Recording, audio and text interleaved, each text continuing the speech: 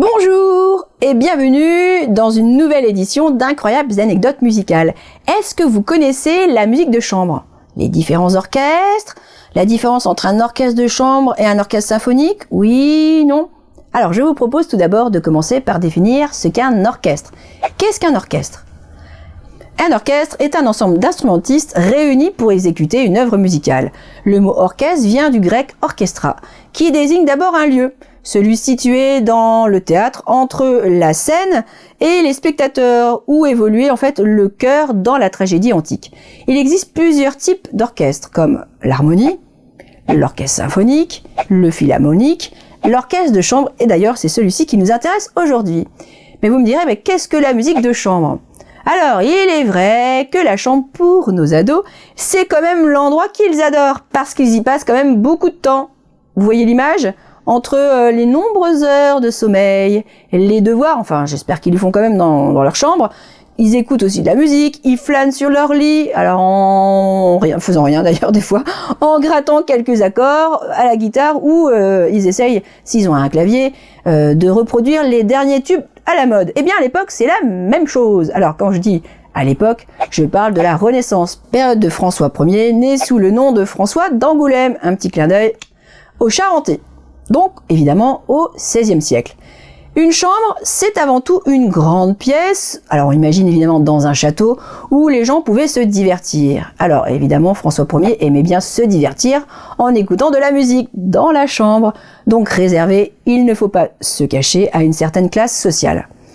Jusqu'à la fin du XVIIIe siècle, cette musique jouée chez les particuliers est appelée musique de chambre, pour la distinguer de la musique d'église ou alors celle jouée aussi dans les théâtres.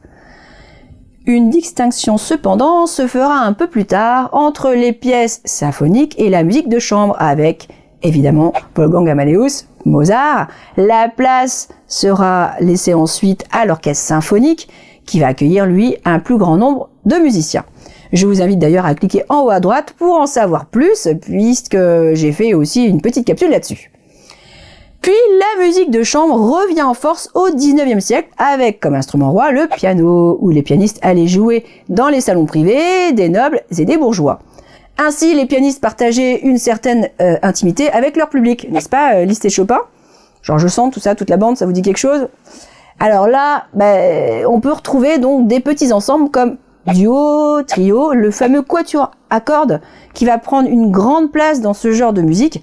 Et là aussi, je vous invite à cliquer en haut à droite où j'évoque dans une vidéo les noms des petites formations. Ces petits ensembles ne sont pas forcément dirigés par un chef d'orchestre et donc ça demande aux musiciens une plus grande complicité et ainsi c'est la musique qui va les guider. Ah, vive l'alchimie de la musique quand même. Qu'est-ce qu'un orchestre de chambre? L'orchestre de chambre est donc associé, vous l'avez bien compris, à la musique de... Merci la pluie. À la musique de chambre. Il peut être instrumental ou vocal, ou les deux. On notera que l'orchestre de chambre perdure jusqu'au XVIIIe siècle, puis il reviendra en force début XXe pour des raisons économiques. Et oui, parce que l'orchestre symphonique coûte assez cher. Moi, ce que je préfère quand je tourne, c'est la pluie. Non, mais j'adore. On considère qu'au-delà de 10 musiciens, on parlera plutôt d'orchestre de chambre. Il peut aller entre 30 et 50 instrumentistes aujourd'hui, mais tout cela est relatif par rapport à ce nombre. En tout cas, le nombre des musiciens va passer du simple au double entre le début et le milieu du XVIe siècle. Cependant, je ne connais pas le nombre du simple, donc si vous avez cette information, n'hésitez pas à laisser un petit commentaire. On peut facilement imaginer que cet orchestre est plutôt destiné aux petites salles, et donc aussi, on peut aussi l'imaginer dans des salons privés. Quelques exemples d'orchestre, enfin, c'est comme ça qu'on l'appellerait aujourd'hui, au XVIIe et XVIIIe siècle. Les musiciens de la Maison du Roi sont répartis en 3 corps, nommés aussi institutions musicales. Chapelle, chambre, tiens donc, écurie. On imagine très bien que les musiciens ne jouaient donc pas le même répertoire, étant donné qu'ils ne jouaient pas pour les mêmes occasions. Alors la chapelle exerce par exemple une participation quotidienne pour les offices religieux, donc liés au culte religieux de la famille royale évidemment.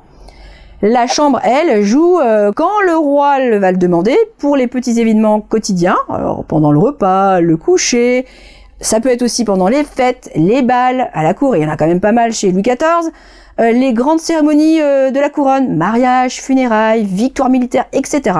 L'orchestre qui lui est associé, c'est les fameux 24 violons du roi, qui sont souvent considérés comme un des premiers orchestres au sens d'aujourd'hui. Appelé également la grande bande. Les musiciens jouissaient de certains privilèges, ils étaient par exemple dispensés d'impôts, ça c'est pas mal, et portaient l'épée. Vous me direz, mais que jouent les instruments de l'écurie? Eux participent aux cérémonies royales, ils étaient donc indispensables aux fêtes. Il existe aussi la petite et la grande écurie, mais je ne vais pas rentrer dans le détail. Il est à noter cependant que une formation, qu'elle soit donc chapelle, chambre ou écurie, peut selon les besoins être complétée par l'une ou par l'autre.